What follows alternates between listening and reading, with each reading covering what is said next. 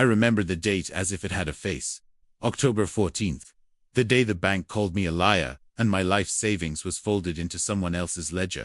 I'm telling you this because it happened to me. I lived it, breathed it, and woke up to it. The betrayal began with a laminated check lying on my kitchen table, like a confession. I had gone to sleep, trusting the name embossed on every branch door in downtown Providence. The name I'd trusted for 40 years. Only to wake and find an overdraft notice and a letter saying my accounts had been restructured. Words that meant someone had taken everything while I was asleep. We were gathered at my daughter's apartment in Federal Hill because she'd insisted I come over for Sunday sauce. The family was laughing about an old prom dress, when my granddaughters, text from the bank, lit up the table and shattered the room. They said I owed them. I said they'd robbed me. They smiled and closed ranks. It was humiliation in daylight, and we all felt it like a physical bruise. If you genuinely enjoy our stories, please subscribe to the channel, tell us where you're from, and what time it is right now. It's always fascinating to know how far our story flows. They called themselves executives. They called themselves compliance. They called me an anomaly. I called them thieves in suits. And that ruined me the way a slow frost ruins a summer garden. I was 73, retired from a life in small business. I'd run a hardware store on H. Wells Avenue for decades. I knew every nail and neighbor, and I never imagined I'd be fighting a bank the size of a small city.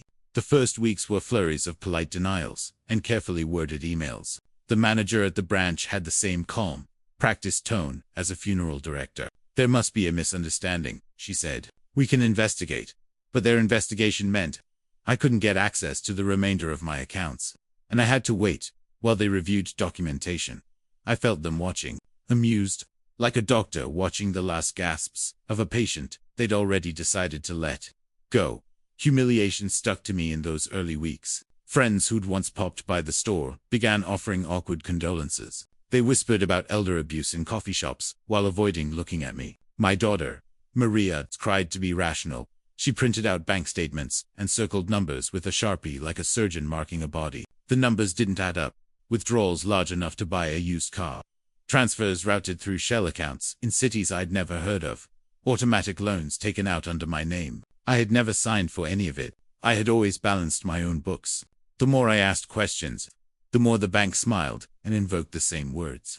Fraud prevention, security hold, account restructuring. The word restructuring felt personal, like a phrase designed to punish me for being old and trusting. At nights, I sat under the lamp in my living room on North Main and reread the notices, until their language dulled, trying to find the seam where someone had slipped in and stitched my life to theirs. I started keeping a notebook, the kind with a stiff spine I used to keep inventory in the hardware store. I wrote down names, dates, phone numbers, and the pattern that began to appear. A single branch manager who signed off on multiple transfers. A set of internal codes repeated across different forms. The same law firm handling the bank's appeals when customers challenged them. As my suspicion grew, so did my sense that this was not a mistake. Someone had treated me like a ledger to be pruned. I remember the first person who refused to laugh at me. A man named Henry Dube, a retired bankruptcy attorney, who I'd argued with over a parking spot outside Joe's Deli for 20 years. He saw me by the pastry case one morning, and once I'd told him the story, he took my hands and said, "Ab, you don't go down quietly." He'd had his battles with the big banks too. Back when he'd represented small restaurants crushed by corporate landlords, Henry's voice was a rough instrument that had been tuned by 1,000 courtroom winters. He asked the right questions, the ones that sliced past the bank's rehearsed answers. And when I showed him the letter with the restructuring stamp, he did something I had not expected. He smiled in the way a man smiles when he realizes a crooked game has left a crooked pattern. "You have a paper trail," he said. "You have witnesses. They don't have everything. Banks rely on being confusing and patients being polite." He asked me one more thing. "For every interaction, write it down. For every call, note the time. For every transfer, print the receipt. Make them prove both their fiction and your guilt," he said. The law loves a neat trail, even if the bank thinks it owns the road. I started to collect proof like an addict collecting cards, faded teller slips, PDFs from online portals, a voicemail with a manager's voice admitting they had advanced a line of credit to my account for customer convenience. My granddaughter, Ellie, helped me learn to navigate the bank's secure messaging system. She printed documents at her office in downtown Providence and delivered them in a brown envelope like contraband.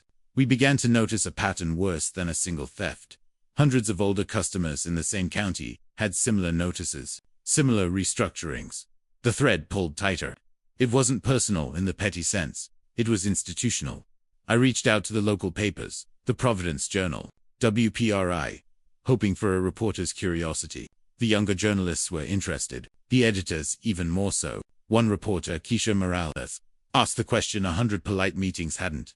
Why did this happen to you, and not to a Fortune 500? She started asking her editors for time. The bank's PR team called her and offered a statement clarifying the bank's position. They were fast to spin the wheel when the light touched them. Security protocols, they said. Algorithmic flags. It was all plausible-sounding nonsense. And it was practiced. When I filed a formal complaint with the state banking regulator, the form asked for precise codes and account numbers, and an explanation of damages. The bureaucratic language read like guitar tabs to a song I didn't know. As the pieces stacked up. The bank's arrogance expanded. I learned that arrogance has a smell. Expensive cologne. Leather-bound folders. An easy laugh when they assume no one will push. The branch manager who'd first soothed me now became distant. Their emails grew curt. I remember the first time their legal counsel, a man with a thin tie and a nameplate that read H. Grant-esque, spoke on the phone and used the word bad faith as if it were a currency. He demanded I stop contacting accounts. He suggested a mediator. It felt like a gate closing. I realized then that the bank believed its story more than the truth. There was a moment that changed the direction of my anger into plan. It was during a hearing at the Providence County Courthouse. A small claims mediation where a neighbor and I had been summoned after a dispute about a tree limb. I sat on wooden benches and watched a bank lawyer across the room coordinate with two other attorneys as if organizing a chess tournament. On the courthouse steps, there were elderly people clutching printed letters with tremulous hands. One woman sobbed about an automatic mortgage charge she'd never agreed to. A judge took her paperwork and, after reading it, sighed and put a yellow sticky note on the file. "This looks systemic," she murmured. It was the first official whisper that perhaps I was not alone. That night, after the hearing, Maria and I sat in her small kitchen and planned like conspirators. She reminded me of the way I had once run my store inventory. Falling ledgers, and the stubbornness needed to keep doors open. "We document," she said calmly. "We testify. We get others. We make this louder than their press releases." It felt like improvising an orchestra out of a garage band. We went looking for the others. The first group we found was a cluster of retirees from Warwick. Men and women who met every Wednesday at the VFW, over meatloaf and bingo. They were ashamed at first, castigated by their own families, who assumed the bank had merely corrected an oversight. But when we showed them the receipts and the strange account numbers, and when Keisha published an initial piece with our interviews, the shame curdled into resolve. People began to compare notes in diners across the state. A lady from Cranston who'd been told her IRA was moved. A veteran from Pawtucket, whose direct deposits had inexplicably been rerouted. The pattern became a map. The bank's map of obfuscation now had lines drawn across it by angry hands that would not be soothed. We formed a loose coalition, the Retirees for Financial Truth. It had a humble Facebook page run by a friend and a Google Doc where names, dates, and transaction IDs multiplied like seeds. Henry helped us draft a demand letter. Not full legalese, but a clear charge. Provide complete account histories. Identify any third parties that had accessed accounts. And restore funds pending the investigation. The bank responded with the same syrupy calm, and then with legal threats. They sent a letter to Henry, suggesting he was engaging in harassment, claimed the restructuring had been authorized by proxy agreements and digital acceptance. We didn't understand their buzzwords, but we understood contempt. Then something unexpected happened. A mid-level compliance officer named Layla Young, nervous and clearly new in her role, friended one of our group members on social media and sent a private message with an attachment titled Confidential Internal. Inside was a spreadsheet that made my stomach go cold. It was a ledger with columns of account numbers and a set of coded labels. It revealed a practice that could be called nothing else but predatory. Accounts marked as inactive but flagged for liquidation, reallocation, and fee recovery. The sheet didn't explain the ethics of the thing. It explained incentives. It showed managers with monthly targets for non-performing revenue. The bank's machine had a hunger.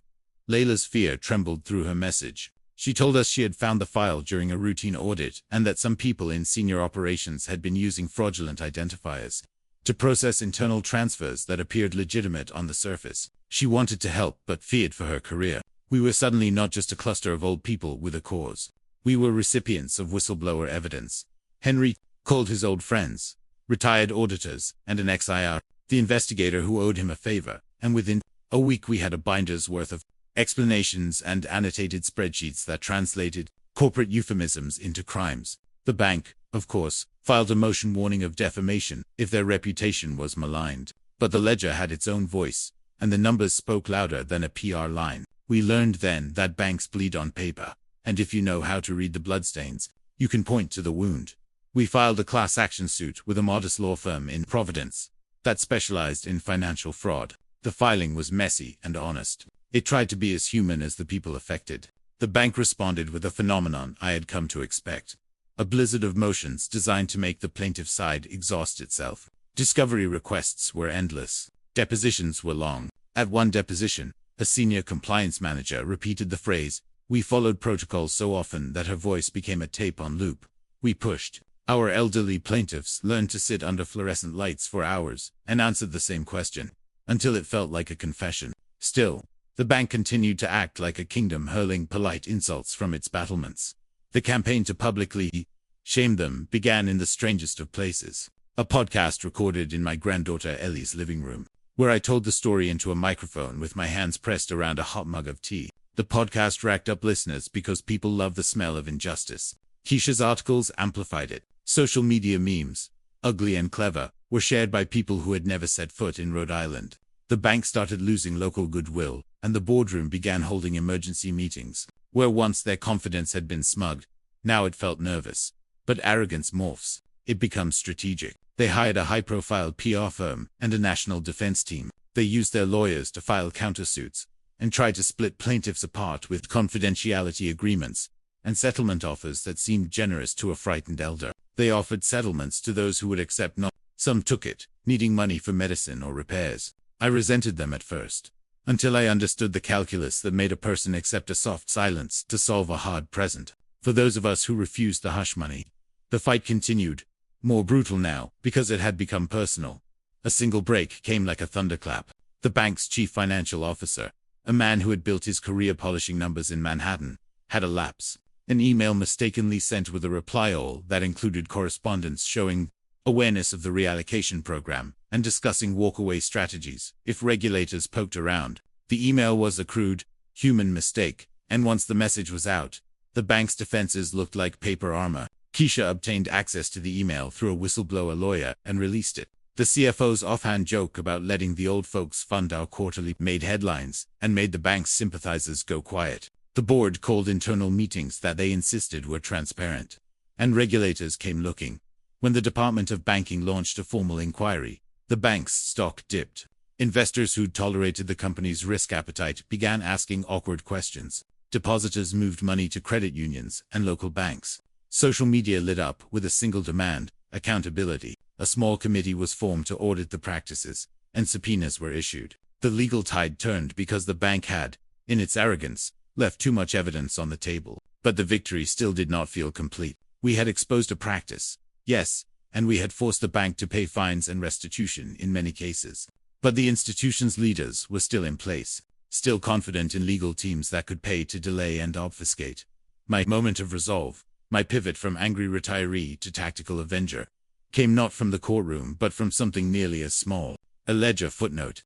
In a pile of discovery documents, Henry found a footnote that revealed the bank had a secondary credit institution that it used to funnel non-performing assets into shell corporates with registered addresses in Nevada and Delaware. It was the moment I felt the shape of their reach. It was also the moment when I realized the bank's collapse might be accomplished not by one big strike, but by 1,000 small exposures that eroded their liquidity and trust. We could not smash the institution with one blow. We could, however, keep pulling until the architecture of confidence unraveled. We worked then, in many small ways. Keisha ran profiles of executives, exposing compensation packages and bonuses tied to revenue recovery metrics. Community banks formed coalitions offering to take over good accounts with humane terms. Regulators froze some of the bank's accounts pending audit. Plaintiffs in other states, inspired by our story, filed coordinated suits. The bank's customers, who had been passive, began to transfer funds to institutions that advertised transparency. The bank started hemorrhaging deposits and, suddenly, the abstract thing we thought of as the bank started to look like a house built on sand. As pressure mounted, the board engaged in a long series of defensive moves, layoffs in mid-level positions to cut costs, emergency financing rounds, and then, in a move that showed panic more than strategy, a forced sale of certain assets to cover immediate liabilities. Cue the hedges and vultures. Investment firms with names like Granite and Hawk made offers to buy their consumer arm. The bank's stock took another hit. I sat at home and watched the numbers on my laptop like old baseball scores. Each downward tick, another little victory. But I did not cheer. Revenge, when it is tied to people's lives and jobs, is not cheering. It is a cold, grim satisfaction that a wrong has been corrected. The turning point, the moment the bank's towers began to wobble publicly, happened in federal court when a judge granted a motion to compel full disclosure of the third-party transfers. That order forced the bank to open files they'd guarded like treasure. Once those files were public, investigative journalists across the country began to connect dots. Similar schemes in half a dozen states. A parallel narrative of older depositors targeted through automated maintenance algorithms. The Senate Committee on Financial Oversight called hearings. The bank's PR line, which had been a practiced hum, couldn't drown out the noise. Depositors panicked. Regulators acted. Banks operate on two fragile things, trust and liquidity, and once both are undermined, even institutions with centuries of history can wobble. At 73, I had no illusions about taking over the bank. I didn't want their top hats or their bonuses. I wanted restitution and the dignity that came with it. But the universe of consequences is larger than any individual's desire. The bank, in its desperation to survive, began selling off pieces when it should have been consolidating trustworthy management. Its credit lines were tightened. Its auditors issued a qualified opinion. Investors bailed. And then, quietly at first, and then with a loud, formal announcement, the bank's board announced the bank would be taken over by a consortium, led by a challenger institution, a consolidation, born of regulatory action and market pressure. They called it a restructuring. I called it an unravel. When the press went to the building on Kennedy Plaza for the official statement, the CEO, a man who had presided over so many polite humiliations, read a script about strategic alignment. He spoke of transition and responsibility to shareholders. He thanked the community for its patience. Outside, a group of retirees stood with laminated signs bearing account numbers and dates. We were a strange protest, not requiring banners of revolution, but hands holding the receipts that told the true story. Reporters asked me for a statement. I said, simply, they thought age was a vulnerability. They forgot it is also a kind of armor. The bank didn't so much collapse as it disintegrated under scrutiny. Parts were sold, management shuffled, and the institution's name was absorbed by a new entity that claimed to be committed to consumer-first banking. Regulators levied fines heavy enough to be painful, and restitution was ordered to be paid to affected accounts. The relief checks arrived in small envelopes like belated holiday gifts. Some of us took the money and rebuilt broken things. A roof, a van, medicines. Others used the settlement to fund trusts for grandchildren. A few accepted confidentiality agreements. Their individual calculus had saved them immediate misery. I did not take hush money. I wanted the public history of what had happened to be on the record. The final act of personal revenge. About myself was quiet and unglamorous. I used my small portion of restitution to reinvest in community banking, to fund financial literacy programs at the senior centers, and to create a hotline for older customers who felt unsure about changes to their accounts. It was revenge of a constructive sort. Give back what they'd tried to take, and make sure others had the tools to refuse the same fate. The little center on North Main runs a monthly Know Your Rights seminar now, and sometimes I sit in the back with a cup of coffee, watching people learn to read their bank notices like the owners of their own lives.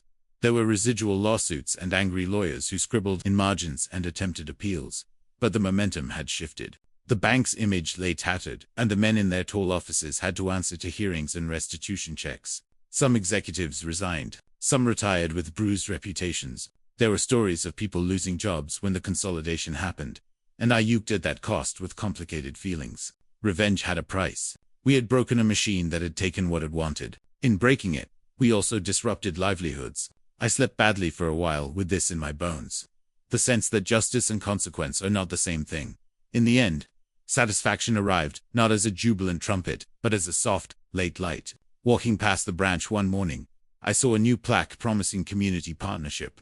I did not trust plaques. But at the VFW that Wednesday, the same people who had printed receipts and worried over legalese laughed at bingo again. And an older woman who'd once been embarrassed by her letter came over and kissed my forehead. "You made them listen," she said. And the gratitude in her voice made the tiredness melt. There are nights when I still imagine the bank as a living beast that might attempt the same trick in some different guise.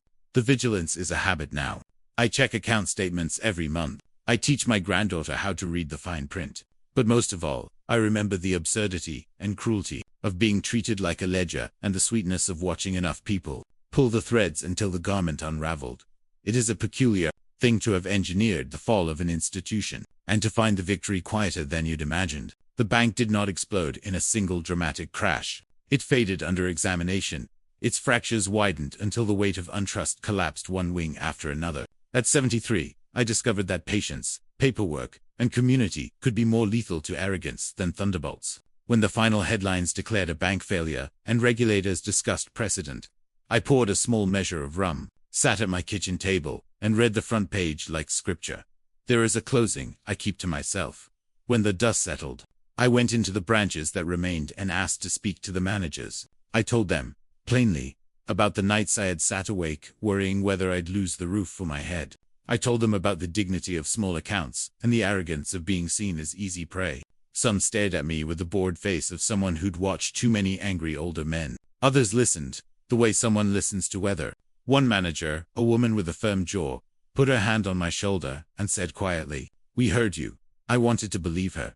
The final haunting line in my mind is not about the bank's buildings or their bonuses. It is about the sound of a laminated check on my kitchen table. The morning the betrayal broke, the paper fell like a truth.